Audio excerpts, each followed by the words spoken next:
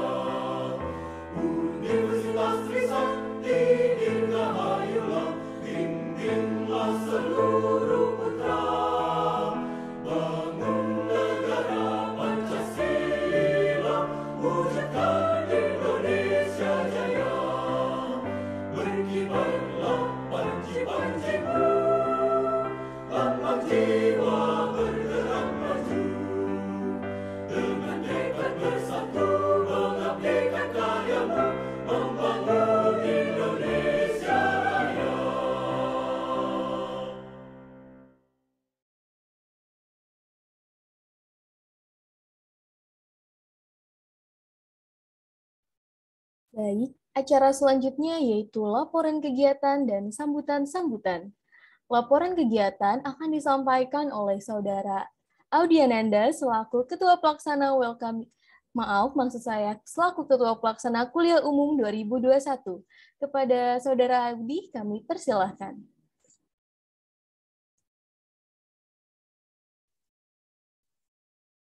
Terima kasih MC. Bismillahirrahmanirrahim. Assalamualaikum warahmatullahi wabarakatuh. Yang terhormat Wakil Rektor 3 Bapak Haji Heru Pringgondani Sanusi MMH,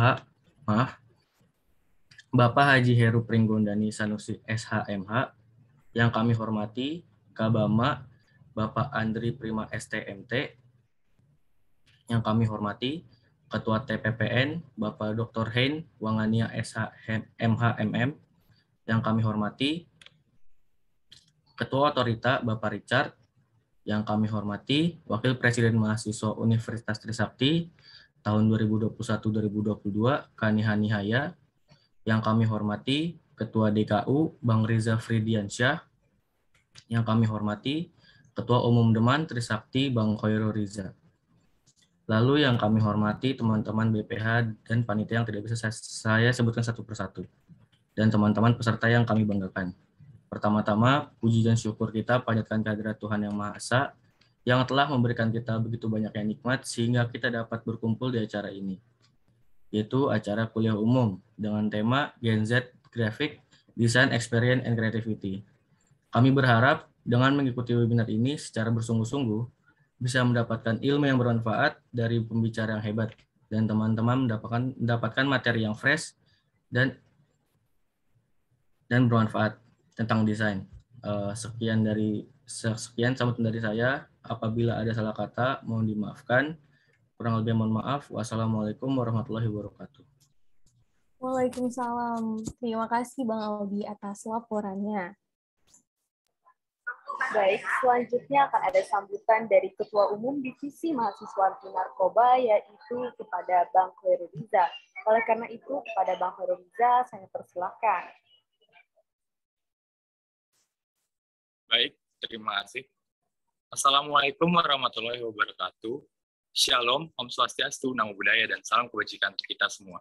Yang terhormat Ketua Bama Bapak Andri Prima STMT, yang kami hormati Ketua Otorita Bapak Richard, yang kami hormati Wakil Ketua Presma Kak Niha Nihaya, yang kami hormati Ketua DKU yang baru Bang Riza Wahyu Fridiansyah, yang kami hormati BPH Deman periode 2021-2022 beserta panitia penyelenggara acara, serta tidak lupa juga yang kami hormati pemateri kita yang hebat, Bang Muhammad Ihsan Hidayatullah, serta yang kami hormati dan kami banggakan, serta masyarakat mahasiswa Universitas Trisakti, termasuk di dalamnya anggota Deman periode 2021-2022.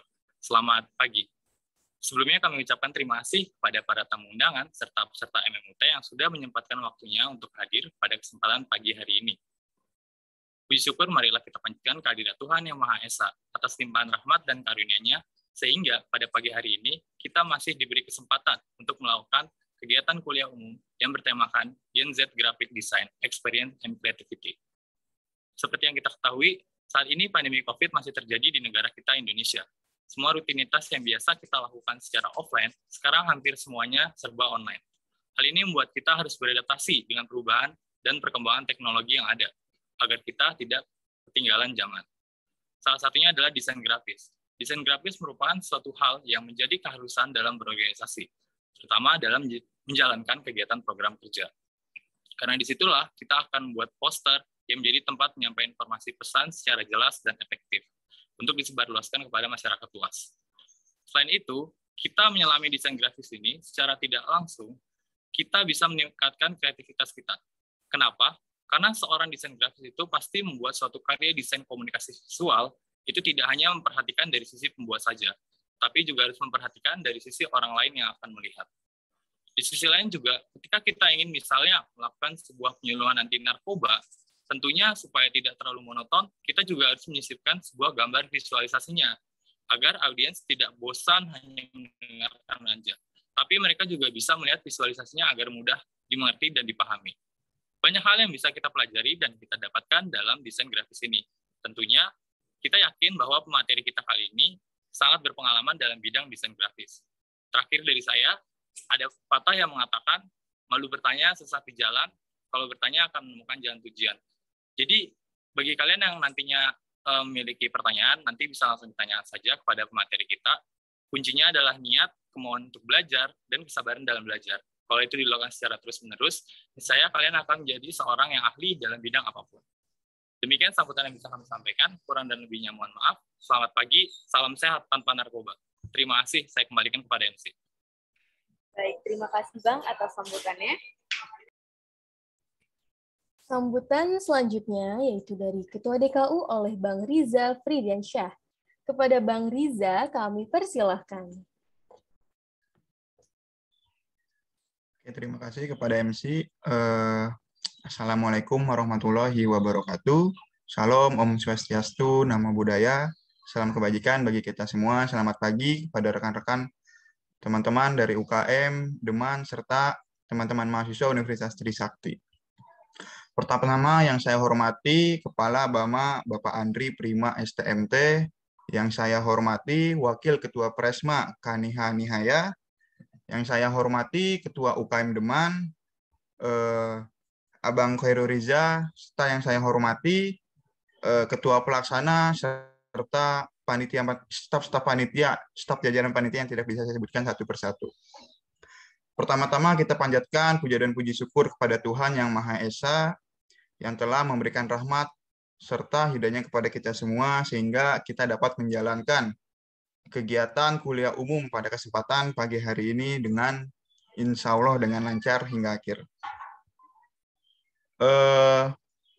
Harapan saya dengan adanya kegiatan kuliah umum ini dengan tema Gen Z Graphic Design, Experience and Creativity, kegiatan ini dapat berjalan dengan lancar hingga akhir acara nanti dan bisa menjadi jawaban bagi teman-teman mahasiswa menjadi mahasiswa-mahasiswa yang kreatif sebagai Gen Z Graphic Design ini. Mungkin itu saja yang bisa saya sampaikan, kurang lebihnya mohon maaf. Wassalamualaikum warahmatullahi wabarakatuh. Salam Om Swastiastu, Namo Buddhaya. Selamat pagi. Baik, terima kasih Bang Riza atas kata sambutannya. Bisa dilanjutkan ke acara selanjutnya, Kak. Baik, selanjutnya akan ada sambutan yang akan disampaikan oleh Kaniha Nihaya selaku Wakil Presiden Mahasiswa Sakti. Kepada Kaniha Nihaya, saya persilakan.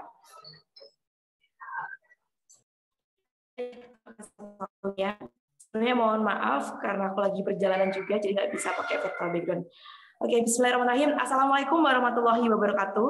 Shalom, Om Swastiastu, Namo Buddhaya, salam kebajikan untuk kita semua. Selamat pagi.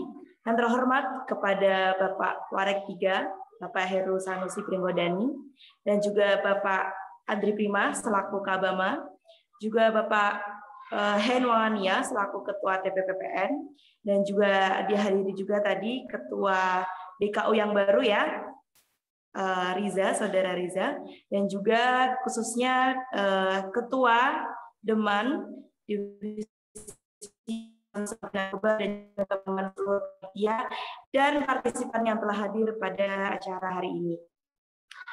Sebelumnya, pertama-tama marilah kita panjatkan puja dan puji syukur kehadirat Allah yang Maha Kuasa, karena pada kesempatan hari ini kita diberikan kesehatan yang mana kita dapat bertemu kembali dengan kita dalam acara yang diselenggarakan oleh teman-teman Deman Divisi Mahasiswa Anti Narkoba yang bertajuk kuliah umum ya, dengan tema Gen Z Graphic Design, Experience and Creativity.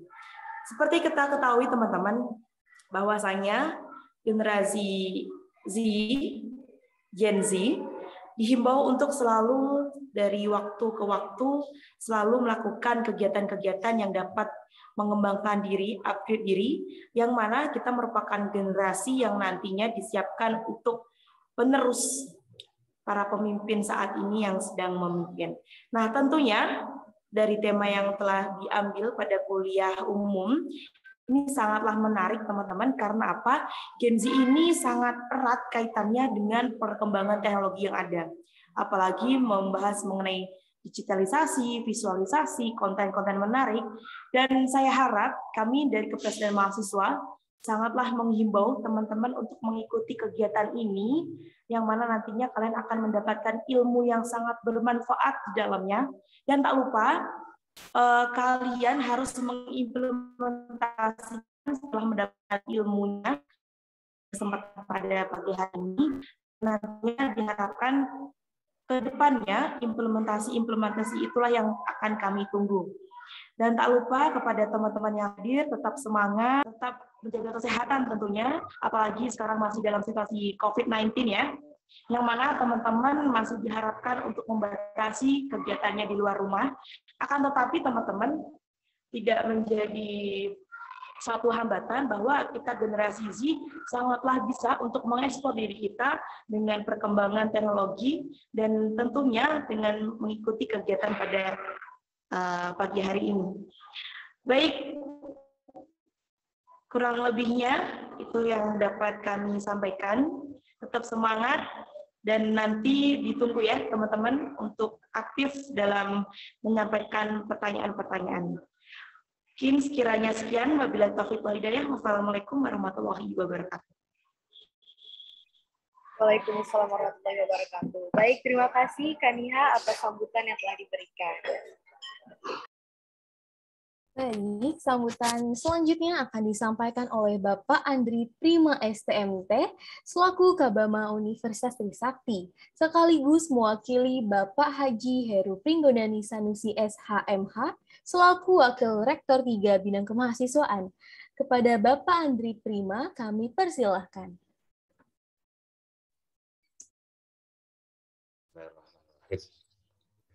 Yang terhormat Bapak Wakil Rektor 3 Bidang Kemahasiswaan, Bapak Heru Pringgondani Sanusi, SHMH, yang kami hormati Kapresma, dan saat ini yang mewakili Saudari Nihaya, yang kami hormati DKU, ada langsung ketuanya di sini, Saudara Riza Ferdiansyah. Tentu Ketua Kandiman, Saudara Heru Riza, serta seluruh jajarannya, wabil khusus Ketua Panitia, Saudari Audiananda Farel Auzan, dan peserta seluruhnya yang kami banggakan. Assalamualaikum warahmatullahi wabarakatuh. Selamat datang juga kepada pemateri yang hari ini telah hadir. Pertama-tama tentu kita bersyukur kehadirat Allah Subhanahu wa Ta'ala, Tuhan yang Maha Pengasih lagi Maha Penyayang, bahwa atas rahmat dan kasih sayangnya lah kita semua bisa hadir bersama pada event yang kita hadiri bersama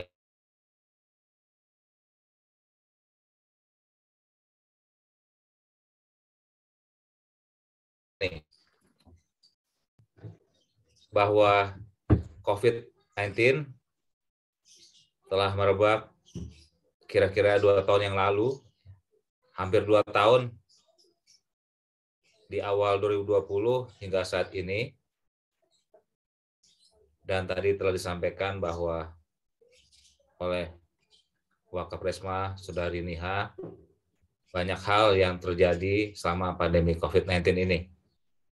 Termasuk secara engineering, secara teknik, banyak bisnis proses pekerjaan kita, termasuk Anda sebagai pelajar, yang berubah 180 derajat sebelum era pandemi dan setelah masa pandemi.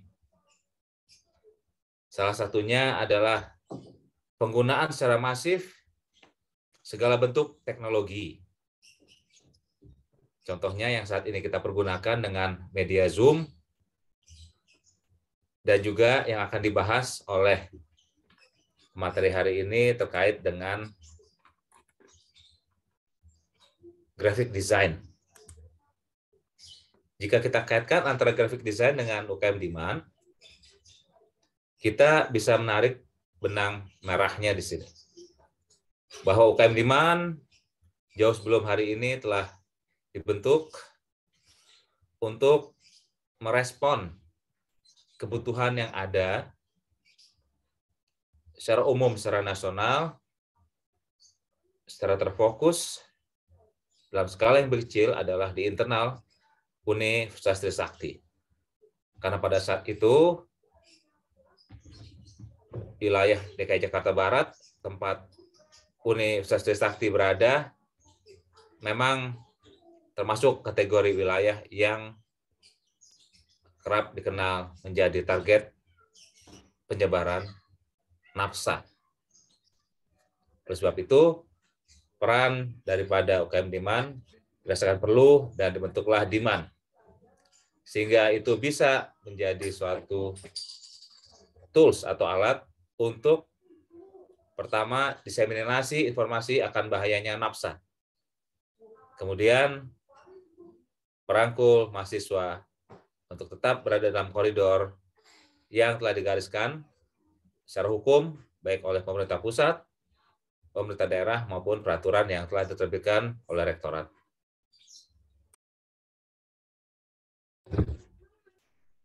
Nah, oleh sebab itulah, peran UKM Demand dalam terus-menerus melakukan awareness terhadap bahaya nafsa menjadi penting, esensial dalam keberlangsungan proses pengajaran dan pendidikan di dalam Universitas Trisakti tentunya. Dikaitkan dengan materi hari ini bahwa penggunaan teknologi yang secara khusus akan dibahas di sini adalah jenis graphic design, diharapkan dengan terekspos kepada manfaat daripada graphic design, maka UKM Demand secara khusus akan lebih mampu lagi menyampaikan pesan-pesan akan pentingnya awareness. Bagaimana mahasiswa harus membuka diri terhadap perkembangan-perkembangan yang ada di luar sana, khususnya yang terkait dengan nafsa. Dan info-info tersebut akan menjadi lebih efektif, yang salah satu metodenya dikenal dengan graphic design. Oleh sebab itu, penggunaan graphic design menjadi sesuatu yang memang diperlukan untuk dikuasai oleh mahasiswa secara umumnya, secara khusus oleh UKM Demand. Harapan kami tentu UKM Demand akan semakin aktif menggunakan beragam jenis graphic design untuk menyampaikan yang dikenal dengan infografis dan sebagainya. Dengan melalui platformnya, bisa di media YouTube dan sebagainya. Media seperti Canva dan sebagainya. Itu yang kemudian menarik dan terus digali, dikembangkan sehingga diseminasi informasi terkait dengan nafsa dapat terus disebarluaskan baik internal Trisakti maupun eksternal Universitas Trisakti. Secara umum, sekali lagi saya berterima kasih dan berharap semua peserta dapat mengikuti secara baik acara hari ini dan memetik manfaatnya sehingga terbentuklah kemampuan-kemampuan, keterampilan-keterampilan untuk mendevelop graphic design yang bermanfaat, menjabarkan informasi apapun yang positif, khususnya informasi terkait dengan nafsa. Demikian sambutan saya hari ini. Pada panitia sekali lagi dan peserta, sukses bagi Anda semua. Akhirul kalam. Assalamualaikum warahmatullahi wabarakatuh. Terima kasih. Waalaikumsalam Bapak. Terima kasih Pak atas sambutannya. Baik, terima kasih juga untuk seluruh sambutan yang telah diberikan kepada kami. Jadi akan dilanjutkan ke acara selanjutnya. Oke, Karis kita kan tadi udah nih sambutan-sambutan. Terus kira-kira ada kegiatan apa lagi sih setelah ini? Oke nih Kak, acara selanjutnya yaitu adalah acara inti, yaitu penjelasan materi atau pemaparan materi dari narasumber kita yang bernama Bapak Muhammad Ihsan Hidayatullah selaku graphic designer. Wah, oke. Tapi mungkin sebelumnya nih, sebelum memasuki materi, aku ingin mengingatkan lagi nih untuk para partisipan agar on cam karena kita untuk menghargai pemateri kita pada hari ini. Oke, semuanya dimohonkan untuk on cam ya. Oke, ini Kak, mungkin tanpa berlama-lama langsung kita sapa aja kali ya pemateri kita pada hari ini. Oke Kak, kita sapa ya. Halo Bapak Ihsan, apakah Bapak sudah bergabung bersama kami? Halo. Boleh di spotlight nih, panitia.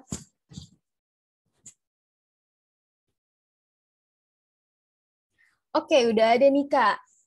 Kak Arsila masih muda ya kan narasumber kita, ternyata belum bapak-bapak nih. Iya, bener banget Kak.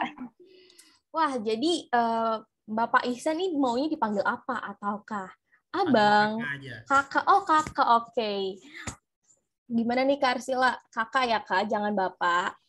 Iya, Kakak aja. Soalnya kan masih muda ya, jangan bapak-bapak nanti jadinya. Iya.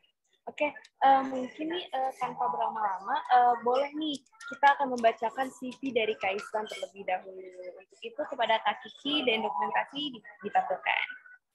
Oke, izinkan saya membacakan CV ya Kak. Oke, Kak Ihsan ini mempunyai nama lengkap Muhammad Ihsan Hidayatullah. Beliau merupakan seorang networking, graphic designer, dan editor. Sekarang ini beliau sedang menempuh pendidikan formal di UIN Antasari Banjarmasin sejak tahun 2018. Lalu beliau memiliki pendidikan non-formal yaitu kelas Corel Draw, kelas mahir Photoshop, dan lain-lain. Serta ia memiliki pengalaman kerja freelance di bidang desain grafis, editor, konten kreator digital, dan memiliki banyak prestasi.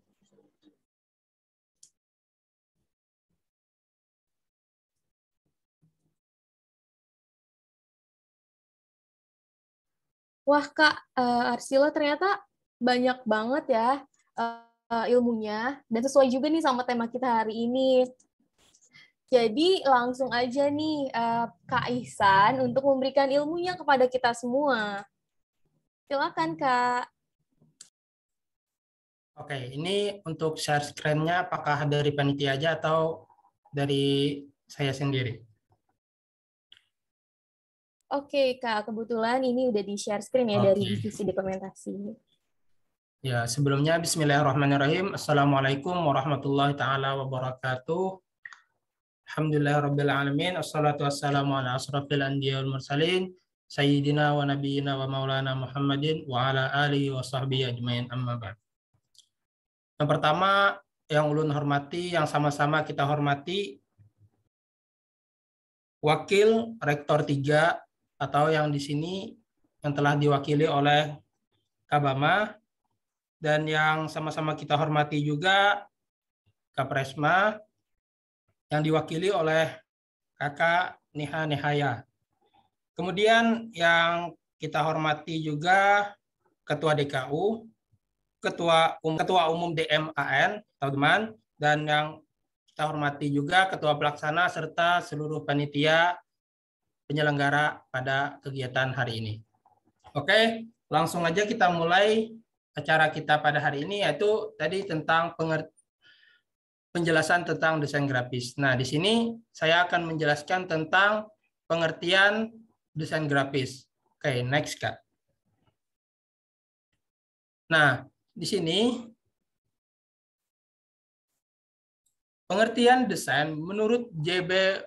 Reswes adalah kegiatan kreatif yang melibatkan penciptaan sesuatu yang baru dan berguna yang tidak ada sebelumnya. Dengan demikian, desain merupakan kegiatan kreatif progresif dengan produk yang produk akhirnya adalah kebaruan dan perbedaan. Nah, ini adalah menurut JB Reswick yang diterbitkan pada tahun 2008.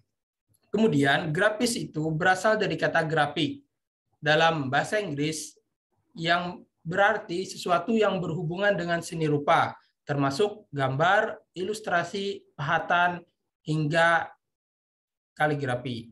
Kata grafik ini berasal dari bahasa Yunani, yaitu grafikos yang berarti gambar atau menulis. Oke, next, Kak. Nah, di sini ada 7 prinsip dalam desain grafis. Sebelum kita mendalami tentang desain grafis, alangkah lebih baiknya kita harus mengetahui nih prinsip-prinsip apa saja yang ada dalam desain grafis. Nah, di sini saya akan menyampaikan 7 prinsip desain grafis. Yang pertama itu ada keseimbangan. Nah, hindari penempatan elemen-elemen seni rupa atau seni secara sembarang seperti menempatkan setiap elemen di satu titik saja dan mengabaikan ruang-ruang kosong yang lainnya. Hal ini seakan menjadi karya seni Anda tampak berat sebelah. Nah, yang namanya elemen itu di sini contohnya seperti awan, gunung, bulan atau matahari. Ini adalah yang disebut dengan elemen.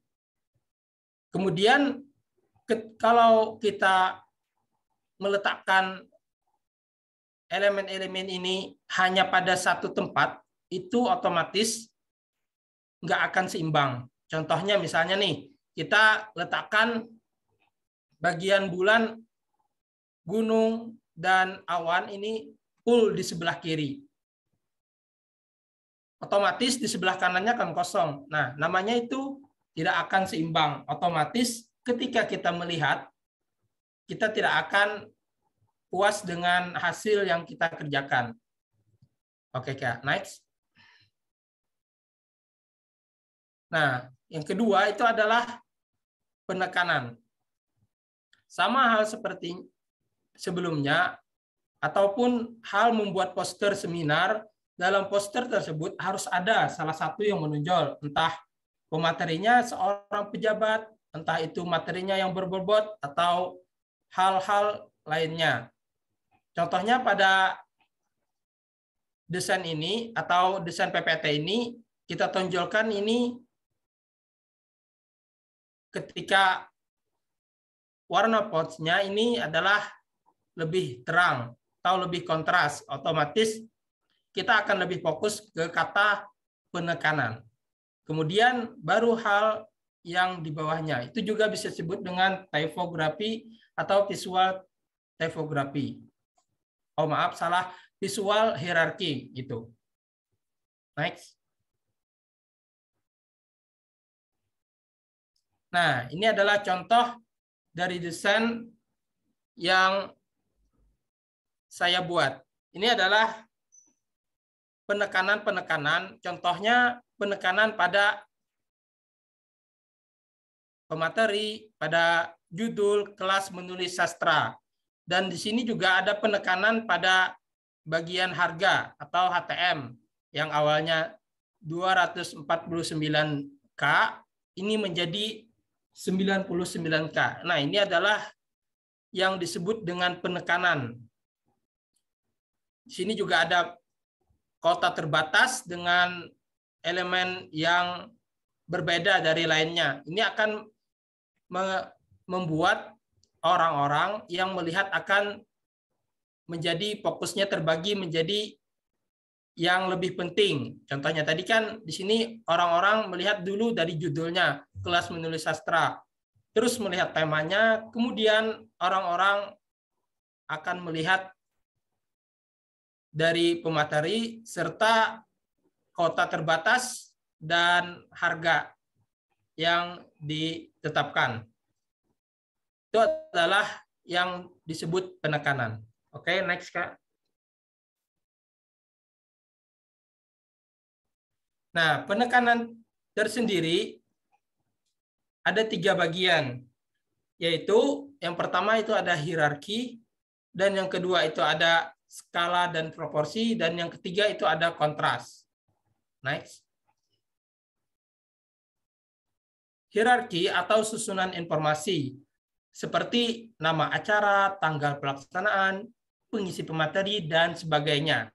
Setiap informasi utama dalam sistem penekanan hierarki atau bisa juga disebut dengan visual hierarki pasti akan lebih ditonjolkan dibandingkan informasi-informasi yang dirasa kurang penting. Contohnya menuliskan pesan utama dalam desain poster yang dengan menempatkan posisinya di bagian teratas poster. Nah, contohnya kan tadi di poster yang aku bikin sebelumnya, bisa kembalikan ke slide sebelumnya, Kak. Ah ya, nih, ini juga bisa disebut kita untuk mendapatkan visual hierarkinya. Yang pertama itu orang akan melihat judulnya kelas menulis sastra. Nah, ini yang bisa disebut dengan visual hierarki itu adalah penglihatan kita mengarahkan kemana gitu. Setelah melihat kelas menu sastra dengan warna yang kontras, otomatis orang akan fokus ke sana dulu. Terus ke hal-hal yang penting lainnya seperti harga dan kota terbatas, seperti itu.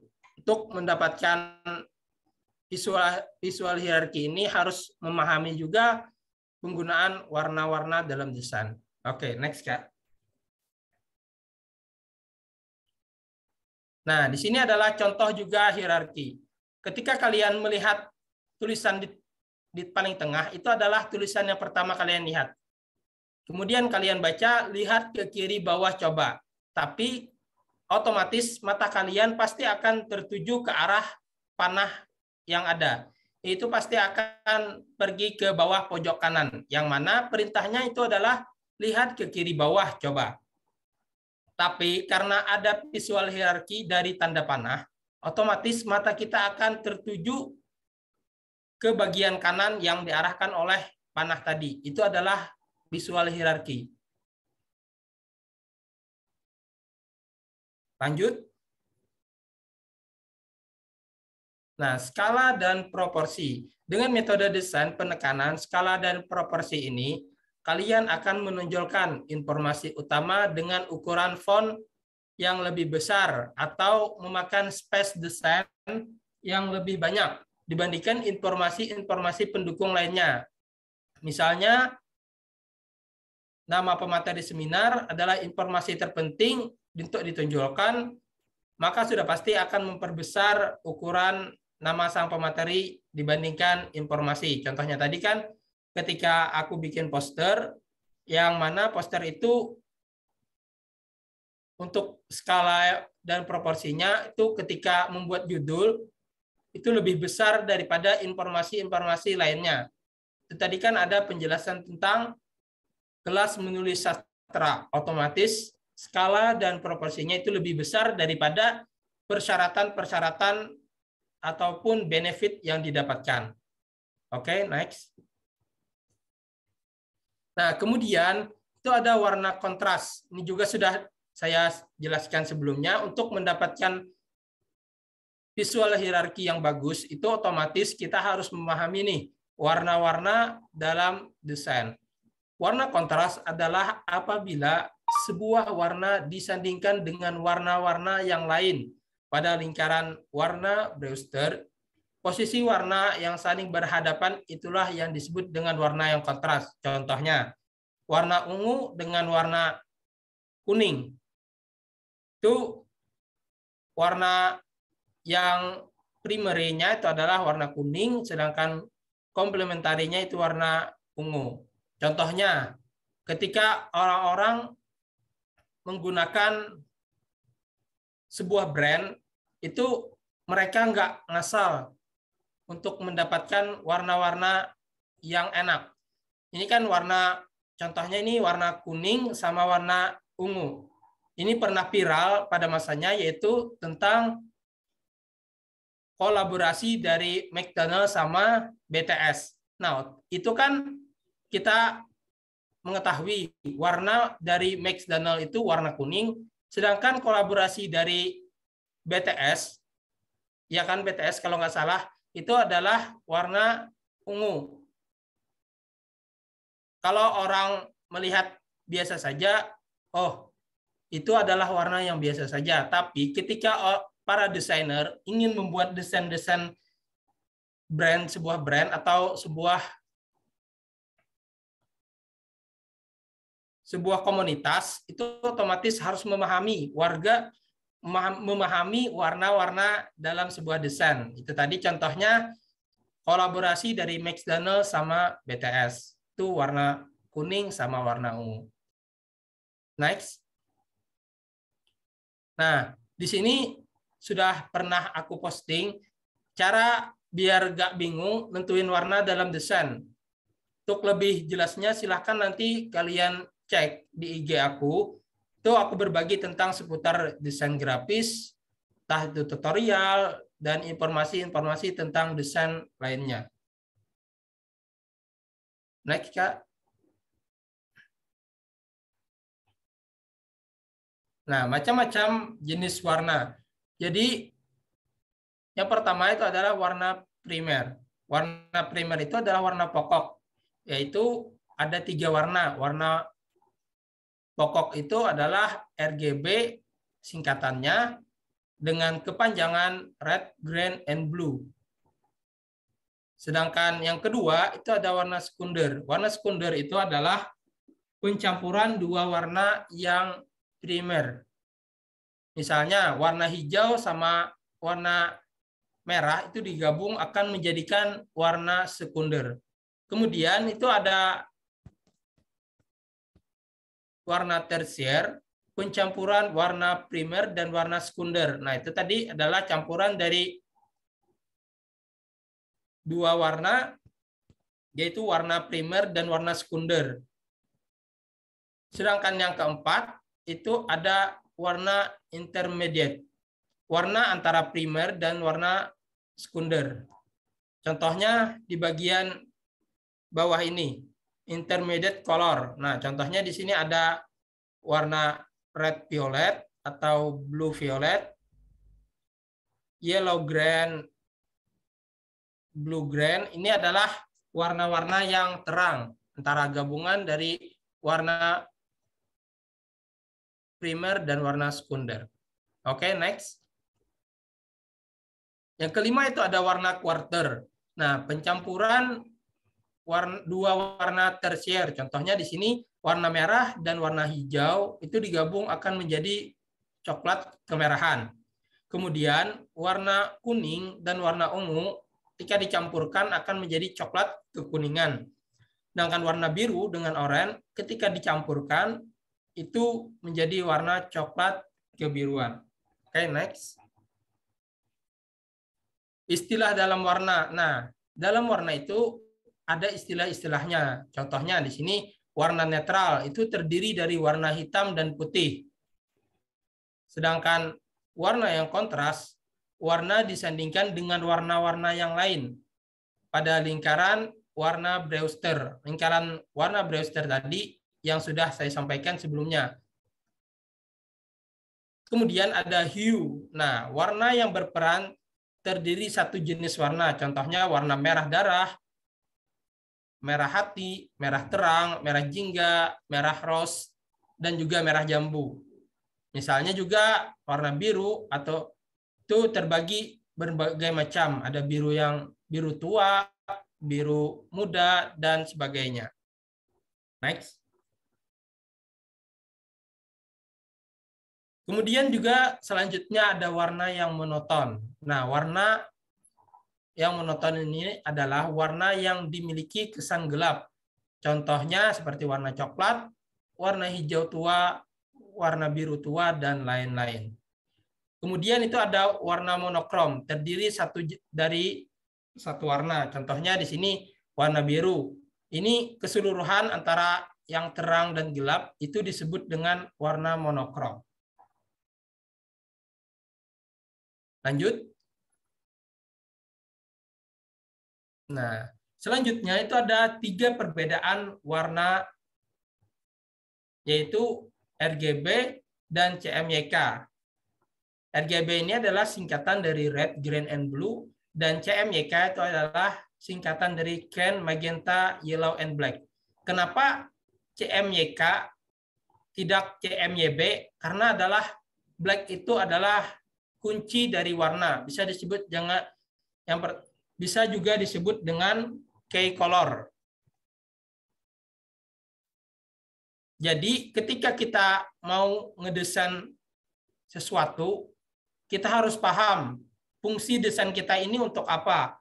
Apakah desain kita ini untuk dipublikasikan di media seperti Instagram, YouTube, Twitter, dan lain sebagainya. Itu kita harus menggunakan warna RGB.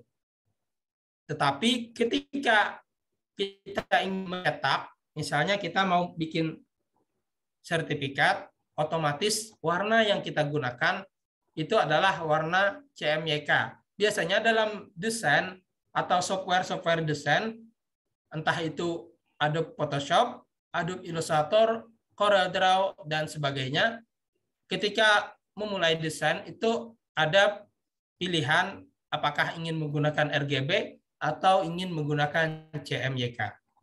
Nah, warna RGB untuk menampilkan gambar visual pada monitor, sedangkan CMYK digunakan untuk warna printer. Itu adalah yang lebih singkatnya atau lebih jelasnya. Pada intinya RGB itu untuk layar monitor seperti HP, laptop, dan sebagainya. Sedangkan CMYK digunakan untuk media cetak seperti printer. Yang ketiga itu ada warna RGB. Warna RGB itu adalah warna adiktif karena bertujuan untuk mempresentasikan gambar secara visual. Sedangkan CMYK itu warna subtraktif karena bertujuan untuk tampil seimbang dengan latar belakang kertas putih. Nah, kenapa selalu menggunakan warna putih ketika percetakan? Karena itu adalah warna yang netral dengan warna yang hitam agak gelap pada CMYK. Karena pada tinta key color atau bagian CMYK itu adalah warna subtraktif yang mana ketika kita cetak itu warnanya agak lebih gelap daripada warna adiktif yang lebih terang. Itu warna RGB. Next. Nah, kemudian ada psikologi warna. Psikologi warna merupakan cabang dari ilmu psikologi yang mempelajari warna sebagai faktor yang mempengaruhi perilaku manusia. Ilmu ini mempelajari pengaruh warna terhadap emosi dan juga perilaku manusia. Semua warna memiliki efek tersendiri terhadap psikologi seseorang. Setiap warna itu memancarkan panjang gelombang energi tertentu dan berbeda satu sama lain. Hal ini disebabkan karena warna memiliki efek emosi, perubahan suasana hati, bahkan dapat mempengaruhi produktivitas seseorang. Contohnya nih, ketika ingin membuat desain logo atau desain spanduk terhadap orang-orang di luar sana, itu harus memahami dulu warna yang digunakan. Lebih khusus itu warna logo, karena biasanya logo itu mencirikan produk atau komunitas itu tersendiri. Misalnya nih, ingin membuat logo makanan, otomatis warna yang digunakan itu adalah warna merah dengan warna kuning, atau kombinasi antara dua warna tersebut. Kenapa? Karena itu adalah psikologinya untuk memikat orang-orang tertarik untuk makan atau merasa kelaparan ketika melihat warna dari warna logo tersebut. Contohnya kan pada logo-logo seperti perusahaan kayak KFC, McDonald's, dan lain-lain, itu menggunakan rata-rata pasti menggunakan warna merah dan kuning. Oke, next. Sini ada juga penjelasan tentang psikologi warna.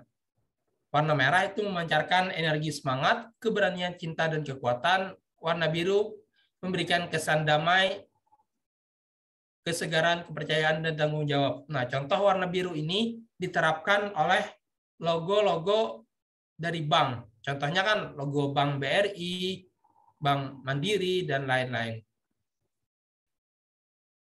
Kemudian itu warna hitam. Nah, warna hitam ini memiliki kekuatan, elegan, kemewahan, formalitas, dan penuh dengan misteri. Tergantung pemakaian dari orang-orang tersebut. Kemudian itu ada warna kuning, hijau, orange, putih, coklat, pink, dan ungu, dan banyak lagi psikologi warna dari warna-warna yang akan digunakan dalam sebuah desain. Kembali lagi, dalam kita ingin menggunakan desain tersebut untuk apa? Ketika untuk hal ini, misalnya kita harus paham dulu apa-apa sih makna dari warna tersebut. Oke, next.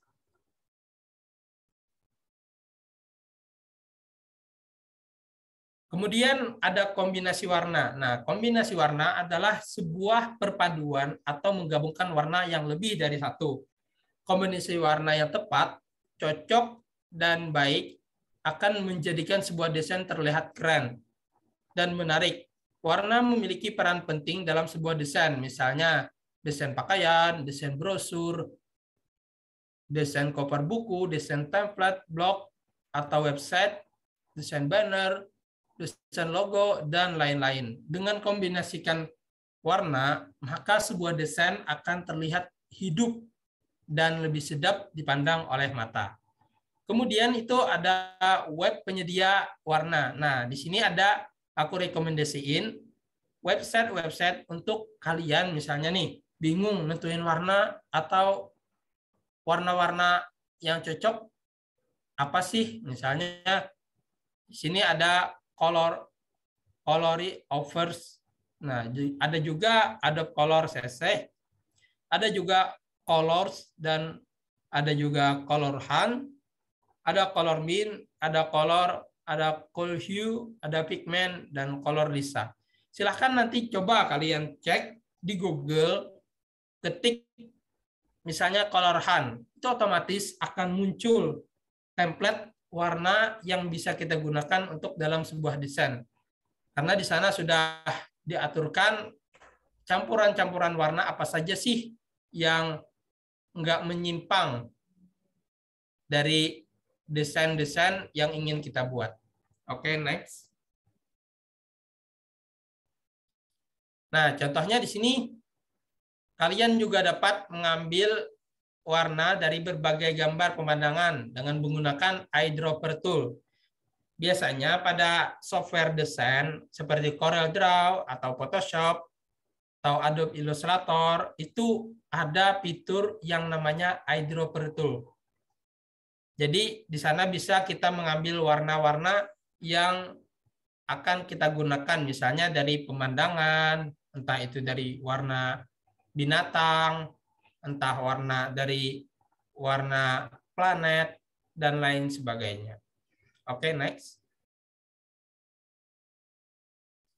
Yang ketiga itu ada pengulangan. Nah, prinsip desain grafis yang digunakan untuk memperkuat tampilan keseluruhan dari sebuah desain grafis itu sendiri. Misalnya ada desain yang kurang rapi bisa kita ulangi kembali. Contohnya di sini biasanya ketika kita selesai mendesain itu jangan langsung kita kirim ke orang. Misalnya nih, aku memiliki klien yang minta desainkan ini, atau organisasi kita ingin membuat poster tentang webinar misalnya.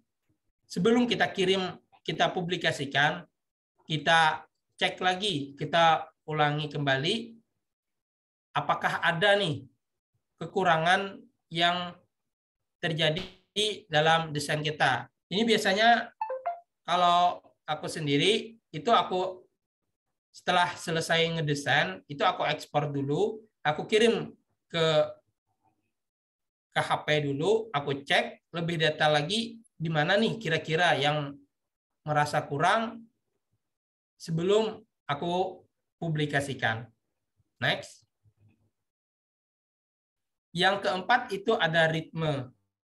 Nah, prinsip ritme digunakan untuk mengatur pengulangan sehingga menjadi lebih terstruktur agar memiliki nilai seni yang kuat. Misalnya ada tambahan efek gradasi atau background dan lain-lain.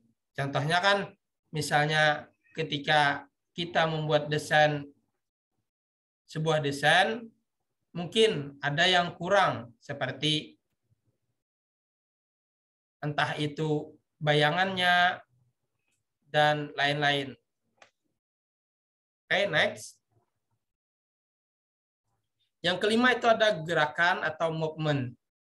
Nah, kegunaan dari komponen gerakan ini adalah menjadikan setiap orang yang melihat karya kita merasa seolah-olah diarahkan untuk berpindah dari satu elemen seni ke elemen seni lainnya. Contohnya seperti infografis, pengarahan cuci tangan cara yang baik dan benar. Bisa juga untuk kita bikin misalnya poster untuk tidak menggunakan obat-obatan terlarang, misalnya.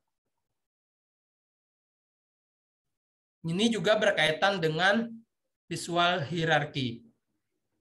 Oke, next. Kemudian ada kesatuan dan unit atau unity. Dengan kata lain, seluruh elemen dan komponen yang berbeda bobotnya dalam karya desain grafis dapat terlihat saling berhubungan, selaras, dan saling mengisi satu sama lain. Prinsip kesatuan atau unity memiliki peranan penting agar desain Anda mampu menjadi sebuah karya yang utuh. Selain itu, prinsip kesatuan dan unity mampu memberi efek selaras serta keseluruhan pada desain grafis yang Anda buat. Contohnya nih, ketika kita mau ngedesain, kita harus paham dulu apa-apa saja sih yang harus ada dalam desain kita tersebut. Atau bisa saya contohkan pada desain PPT ini. Nah, di sini kan ada misalnya ada gunung, ada pepohonan, ada awan, dan juga ada bulan. Tetapi ketika aku masukkan di sini ikan hiu, itu otomatis nggak nyatu kan, nggak nyambung gitu. Itu yang namanya disebut dengan kesatuan. Tapi beda lagi ketika desain ini, misalnya aku tambahkan ada elang yang terbang atau bisa juga dengan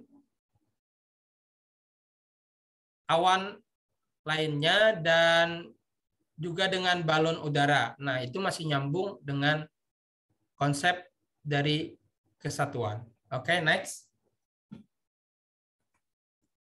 Yang ketujuh atau yang selanjutnya itu adalah ruang kosong atau space. Nah, di sini juga sudah pernah aku sampaikan di kontenku, yaitu tentang white space atau ruang kosong. Jadi white space atau bisa disebut juga dengan negative space adalah ruang kosong di antara elemen atau layout kerja kalian. Contohnya nih, di sini ada white space atau ruang kosong. Beda lagi dengan yang di sebelah ini, perbandingan dari yang menggunakan white space dengan yang tidak menggunakan white space atau ruang kosong. Lebih enakan mana nih kira-kira, yang pakai white space atau yang enggak? Pasti kalian akan memilih lebih enakan dilihat yang menggunakan white space daripada enggak, ya kan? Oke, next. Kemudian ada pandangan tentang desain grafis. Next. Menurut Suyanto, desain grafis didefinisikan sebagai aplikasi keterampilan seni dan komunikasi untuk kebutuhan bisnis dan industri. Aplikasi ini dapat meliputi periklanan dan penjualan produk, menciptakan identitas visual industri, produk, dan perusahaan lingkungan grafis, desain informasi, dan secara visual menyempurnakan pesan dalam publikasi. Misalnya kan kita ingin menyampaikan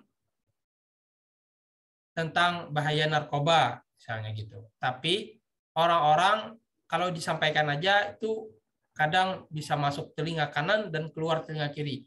Dengan adanya desain, misalnya kita sebar poster-poster tentang jangan menggunakan narkoba, itu otomatis orang-orang lebih enak memandangnya dan bisa menyampaikan atau menyempurnakan pesan dalam yang kita sampaikan.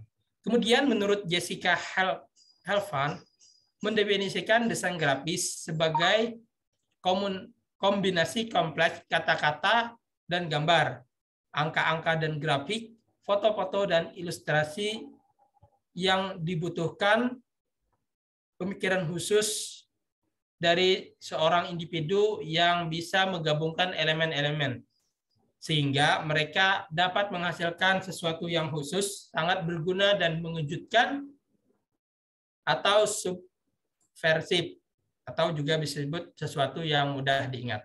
Next.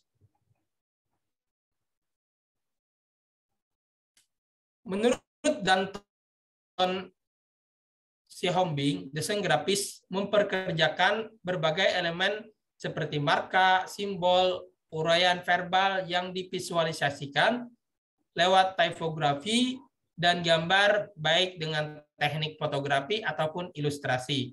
Elemen-elemen tersebut diterapkan dalam dua fungsi sebagai perangkat visual dan perangkat komunikasi.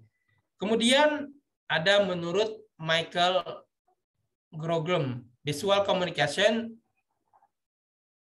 atau komunikasi visual adalah latihan teori dan konsep melalui terma-terma visual dengan menggunakan warna, bentuk, garis, dan penjajaran. Kemudian ada menurut Blanchard, mendefinisikan desain grafis sebagai suatu seni komunikatif yang berhubungan dengan industri, seni, dan proses dalam menghasilkan gambaran visual pada segala permukaan. Next.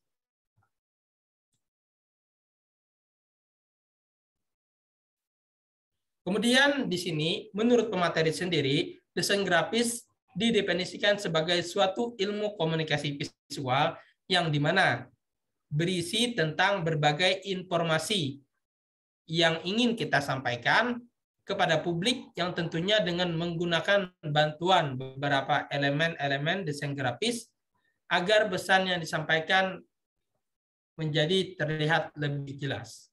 Next. Kemudian di sini ada penerapan desain grafis.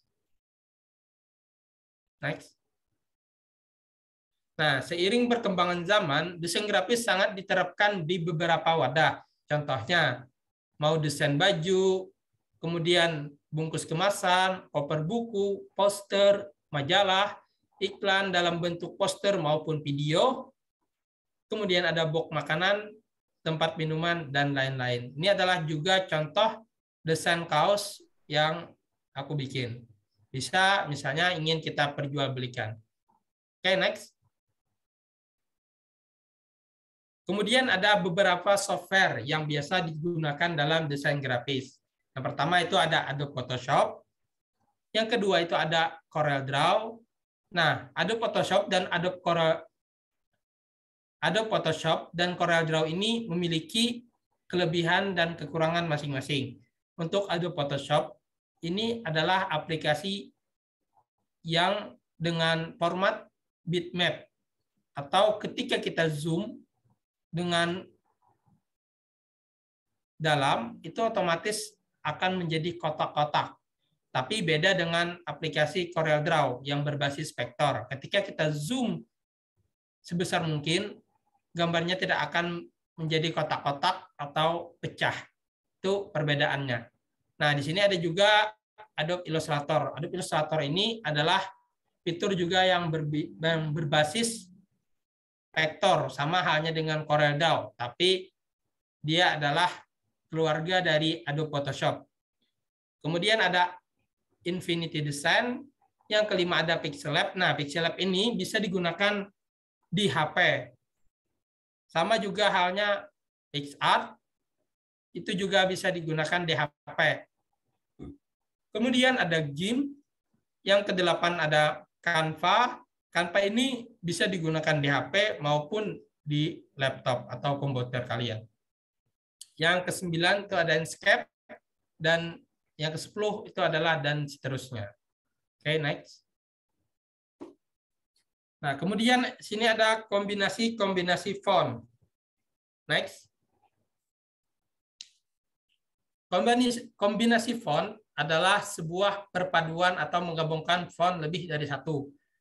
Biasanya contoh kombinasi font ini diterapkan pada desain typografi. Itu biasanya entah menggunakan font ini misalnya dengan font yang lainnya. Nah, font yang digunakan dalam desain tidak boleh lebih dari 3 font. Itu maksimalnya 3 font. Kenapa? Karena kalau lebih itu tidak akan kelihatan bagus. Kemudian di sini ada web penyedia kombinasi font. Untuk lebih jelasnya nanti bisa kalian cek Google Web Fonts Directory, typo.io, Typogenius, TypoWorld, dan lain sebagainya. Next. Nah, contoh kombinasi font ini di sini adalah kombinasi font serif dengan sans serif. Nimbus Sans dengan Adelas. Oke, next. Nah, di sini ada beberapa contoh dari player atau beberapa contoh desain yang mana bisa kita perhatikan penempatan elemen-elemennya. Next. Contohnya, di sini ada poster Memphis. Otomatis dalam poster ini isinya dengan tema Memphis. Memphis itu adalah yang seperti background ini. Oke, next. Poster monokrom dan duotone. Nah, di sini adalah poster yang menggunakan warna monokrom. Itu warna ungu yang terang dengan warna ungu yang gelap. Next. Sini ada poster infografis. Next. Sini ada contoh poster tentang narkoba. Next. Dan di sini poster kelas menulis. Next. Dan di sini ada ID card. Oke, next. Ya, terima kasih. Mungkin hanya ini yang dapat saya sampaikan. Salah hilap mohon maaf. Billahi taufiq wal hidayah, saya kembalikan ke moderator. Oke, ternyata kakak ini banyak banget ya materinya nih, mulai dari penjelasan ini ya, apa namanya, warna-warna tuh banyak banget ya kak, yang ternyata ada ini banyak banget dijelasin tuh, detail-detailnya juga, dan definisi-definisi dari desain grafis juga banyak dijelasin.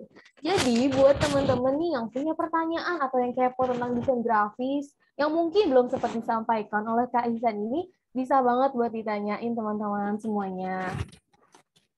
Oh iya, buat kalian yang mau nanya juga bisa menggunakan fitur raise hand atau bisa menggunakan chat Zoom. Jadi kalian bisa nge-chat atau bisa menggunakan fitur raise hand gitu ya teman-teman. Silakan yang ingin bertanya.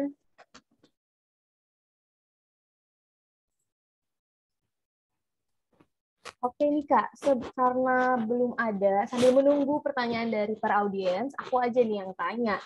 Nih, apa sih Kak bedanya desain grafis dengan desain komunikasi visual itu Kak? Bisa dijelasin Kak? Oke, untuk desain komunikasi visual itu adalah menurut yang saya ketahui itu adalah jurusan dari perkuliahan desain komunikasi visual. Itu bisa disebut dengan DKV. Sedangkan desain grafis itu adalah contoh profesi, misalnya graphic designer, bisa juga disebut dengan desain grafis. Gitu, Kak. Jadi DKV atau desain komunikasi visual itu adalah jurusan atau prodi dari sebuah kampus gitu. Yang mana di sana membahas tentang materi-materi perkuliahan, entah itu desain grafis, misalnya fokus ke aplikasi-aplikasi tertentu gitu, Kak. Oh jadi, oh iya ternyata desain komunikasi visual itu ini prodi ya Kak maksudnya. Iya. Berarti pertanyaan selanjutnya nih Kak dari aku yang aku pengen tanyain, kalau misalnya kita mau jadi graphic designer nih, walaupun kita bukan seorang atau kita bukan dari jurusan graphic designer, itu gimana sih Kak buat pemula nih yang kayak dari, aduh aku pengen nih jadi seorang graphic designer tapi aku nggak kuliah di sana atau aku belum tahu nih apa-apanya, itu gimana ya Kak untuk pemula? Oh iya. Nah, ini berkaitan juga dengan aku sendiri. Sebelumnya ingin mengenalkan diri dulu bahwa aku ini belajar desain dari tahun 2018 ketika baru masuk kuliah. Dan jurusan kuliah yang aku lakukan sekarang itu adalah pendidikan guru madrasah ibtidaiyah. Tidak ada sama sekali berkaitan dengan desain grafis atau DKV.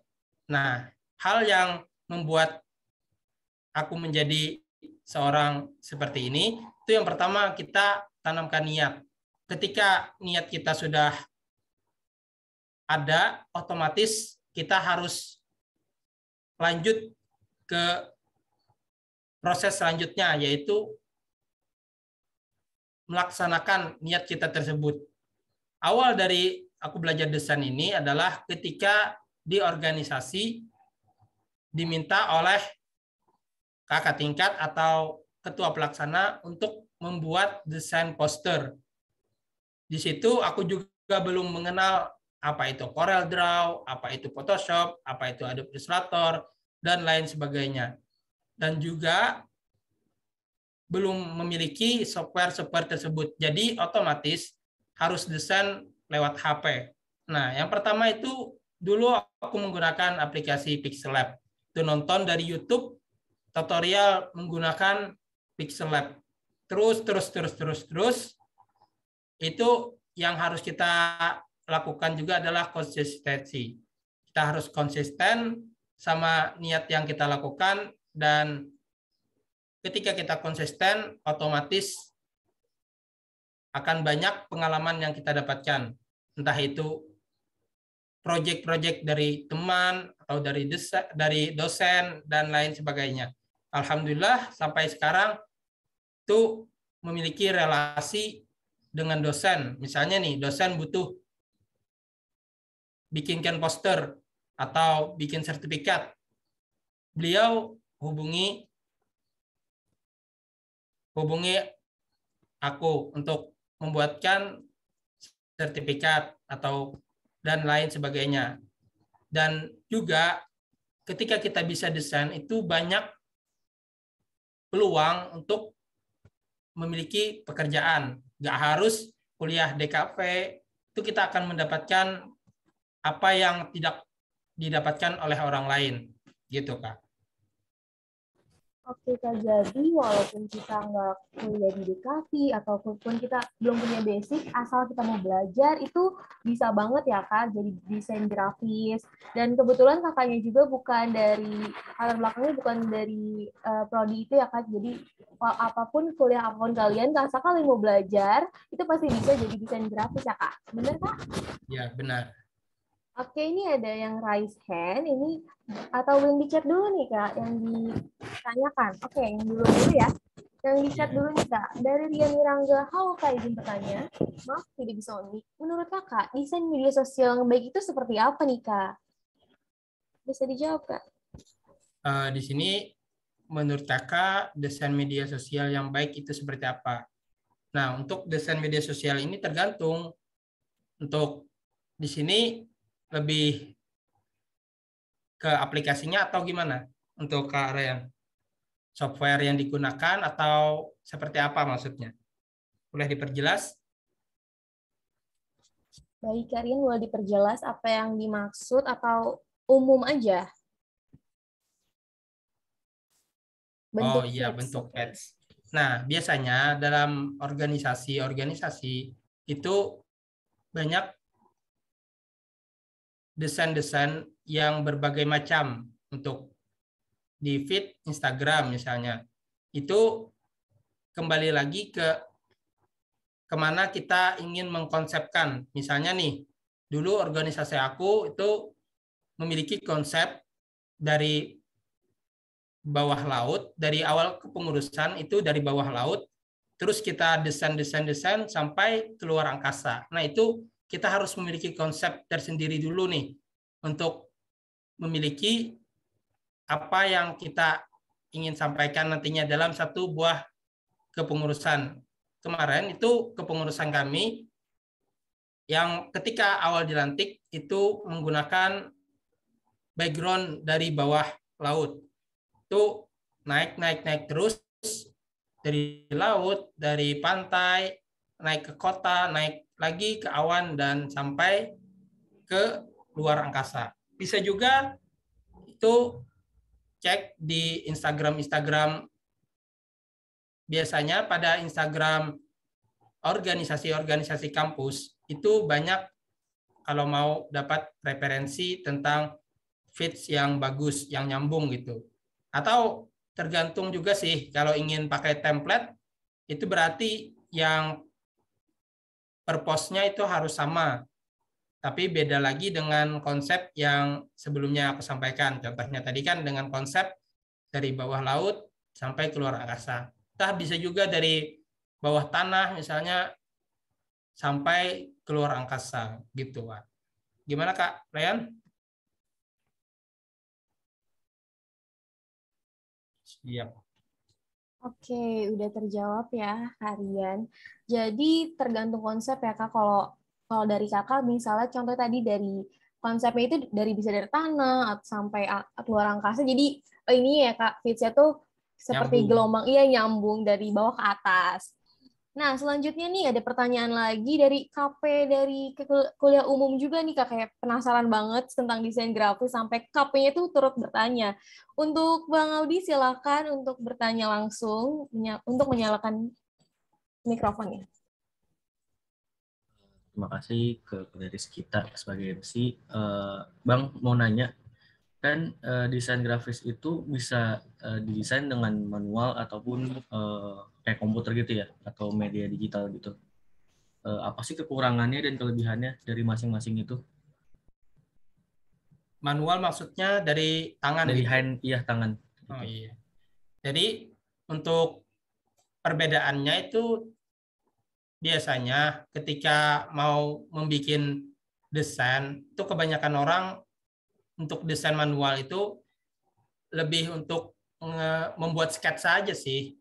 Kalau penerapan untuk dipublikasikan itu masuk ke software yang ada. Tapi ketika ngedesain manual pakai tangan itu biasanya bisa disebut dengan seni, Bang. Misalnya kan seni kaligrafi, seni melukis, dan lain-lain. Beda lagi dengan ketika kita terapkan di aplikasi-aplikasi tertentu seperti Adobe Photoshop, Adobe Illustrator, CorelDRAW, maka itu bisa disebut dengan graphic designer. Tetapi ketika tidak digunakan software-software tersebut, misalnya tadi melukis, itu belum bisa disebut dengan graphic designer. Itu hanya bisa disebut dengan seni rupa atau seni lukis dan sebagainya. Kaligrafer dan lain-lain. Gimana Bang? Sama satu pertanyaan lagi boleh? Boleh. Jadi kan kalau misalnya saya belajar desain gitu, terus lingkup bekerja saya tuh di mana aja ya? Kayak kan ada yang freelance gitu-gitu atau di kantor, itu gimana ya? Atau saya harus ya. Jadi ketika kita bisa desain itu kita yang pertama harus memiliki portofolio. Nih contohnya kalian panitia nih mengundang aku jadi pemateri, otomatis mereka melihat portofolioku yaitu berupa konten-konten di Instagram. Nah, dengan konten tersebut otomatis orang-orang akan tahu bahwa kita ini memiliki kelebihan, misalnya bisa desain nih. Untuk para freelancer juga misalnya bisa bikin portofolio, bikin desain-desain, bisa publikasikan di media-media seperti TikTok misalnya atau Instagram dan lain-lain. Jadi ketika kita mau mengajukan sebuah pekerjaan, kita memiliki portofolio, otomatis portofolio kita yang akan dilihat orang. Bahkan perusahaan-perusahaan itu sangat membutuhkan para graphic designer atau video editor. Tanpa adanya graphic designer atau video editor, itu tidak akan dikenal oleh orang secara digital. Sedangkan kan kita ini sudah masuk ke dunia digital, yang mana orang lebih sering membuka sosmed seperti Instagram, TikTok, YouTube, dan lain-lain. Kalau kita tidak mempublikasikan, otomatis orang tidak akan tahu apa yang kita miliki. Itu, Pak.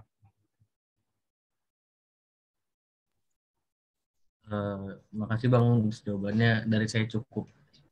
Iya, terima kasih. Oke, terjawab ya semua pertanyaannya. Oke, Kak Cici, halo. Oh iya Kak, ada apa? Oh, Arsila ya? Halo Kak. Ya.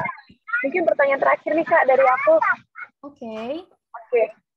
Untuk kepada kakak pemateri nih, aku mau nanya, untuk aplikasi pemula yang ingin mengenal tentang desain, kira-kira ada rekomendasi nggak Kak?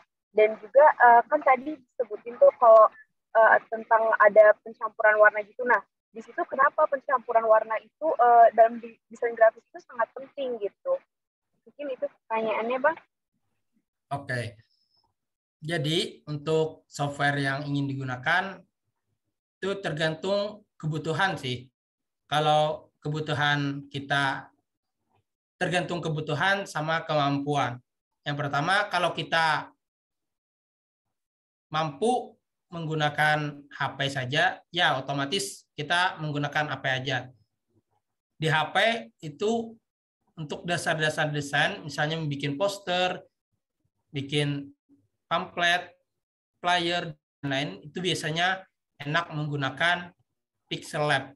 Nah, di Instagram itu ada konten-konten kreator juga yang membahas tentang tutorial menggunakan Pixel Lab. Entah itu di YouTube, itu penggunaannya sangat simple. Karena juga aku dulu pernah ngetes gimana sih cara desain poster, flyer, dan lain-lain. Atau juga bisa menggunakan Canva. Nah, Canva itu enak juga. Udah ada template-templatenya. Jadi tinggal ganti-ganti teks, itu akan jadi. Tapi ketika kita ingin berkreasi lebih dalam, kita harus mengeluarkan modal lagi nih. Misalnya untuk Canva tadi, beli yang premium agar bisa dapat fitur-fitur yang lebih bagus dari yang gratis. Kemudian untuk lebih dalam lagi, misalnya kita mau bekerja misalnya di percetakan, otomatis harus paham tentang CorelDRAW atau Photoshop. Untuk percetakan di Indonesia ini, orang-orang lebih banyak menggunakan CorelDRAW sama Photoshop. Terlebih di tempat aku ini, di Banjarmasin, itu orang-orang di percetakan semuanya menggunakan CorelDRAW dan Photoshop. Tidak ada, setahu saya menggunakan Adobe Illustrator. Padahal Adobe Illustrator ini adalah software yang mirip dengan CorelDRAW, yaitu berbasis vektor. Tapi karena percetakan-percetakan di sini tidak menggunakan itu, otomatis ketika ingin mencetak hasil desain dari Adobe Illustrator, itu biasanya bakal ditolak oleh percetakan-percetakan. Gitu, Kak. Nah, kemudian tadi kan ada kenapa warna itu penting. Nah, jadi kenapa warna itu penting? Karena itu berkaitan dengan visual kita. Ketika mata kita melihat, otomatis itu akan masuk ke pikiran kita. Misalnya kan kita melihat ini background dari panitia ini. Warnanya biru muda sama biru tua. Ini warnanya warna yang cerah gitu, warna memiliki arti yang bagus. Misalnya kan tadi ada saya jelaskan tentang ketenangan dan lain-lain. Sama halnya juga contoh dari desain logo dari BRI. Nah, itu kan adalah perusahaan yang sangat melayani rakyat-rakyat gitu. Beda lagi misalnya kalau kita mau beli makanan, otomatis rata-rata logo atau poster-poster yang dibikin itu adalah warna merah, warna kuning. Itu adalah psikologi dari warna-warna. Jadi intinya, warna itu memiliki psikologi atau psikologi warna yang mengakibatkan visual kita berefek pada pemandangan yang kita lihat gitu, Pak. Gimana, Kak? Oke, baik Bang. Terima kasih banyak atas penjelasannya. Dan ini kita sama-sama orang Banjar ya, Bang? Iya. Iya, oke. Mungkin boleh nih dilanjut oleh Kak Kiki. Terima kasih. Oke, sama-sama orang Banjar nih ketemu nih. Kebetulan Kak Arsila juga dari Banjarmasin nih, Bang. Halo. Kenalan dong, Kak. Aduh, Kak, gimana nih, Kak? Sama-sama orang Banjar kenal. Mungkin bisa ketemu suatu saat dan bersapa gitu kalau ketemu di jalan. Iya. Iya, sama orang Banjar nih ya. Oke.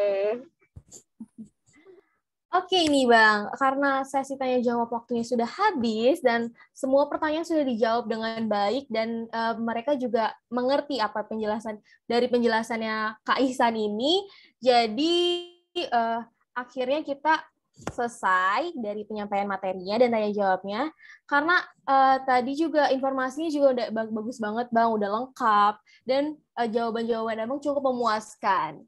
Nah, sebagai bentuk terima kasih dari kami, izinkan kami nih untuk memberikan sertifikat secara virtual. Dan untuk itu, kepada operator, kami persilahkan menampilkan sertifikat dan memimpin foto bersama.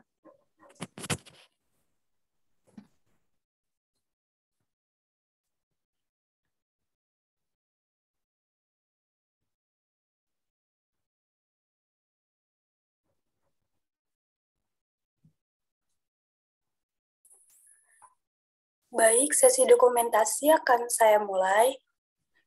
1, 2, 3. Sekali lagi, 1, 2, 3. Oke, terima kasih.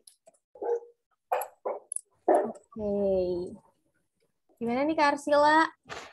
Lanjut. Oke, mungkin kita lanjut nih Kak, kan tadi udah nih bersama pemateri, mungkin kita berfoto bersama nih untuk para partisipannya. Jadi dimohonkan nih untuk teman-teman untuk on cam nih ya.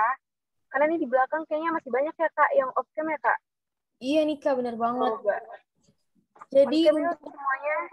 Iya, untuk para audiens yang belum menyalakan kamera, tolong dinyalakan dulu karena kita akan berfoto nih dengan narasumber kita. Jadi jangan cuma background-backgroundnya aja nih, orang ini kemana ya?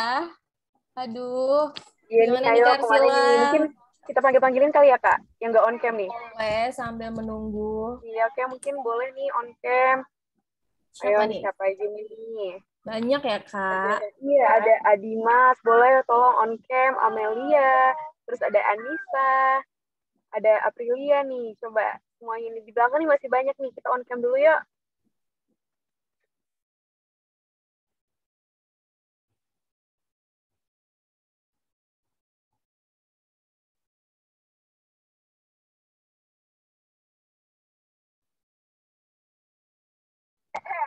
Mungkin boleh kali ya tanpa berlama-lama untuk divisi publikasi dan dokumentasi dipersilahkan, dan untuk para peserta dipersilahkan untuk on cam. Oke. Udah pada on cam nih Kak beberapa. Jadi dimulai aja kali ya untuk divisi dokumentasi bisa dimulai, dan jangan lupa pakai aba-aba biar kita semua siap nih. Jangan lupa tersenyum guys. Baik, sesi foto akan saya mulai untuk slide pertama. 1, 2, 3.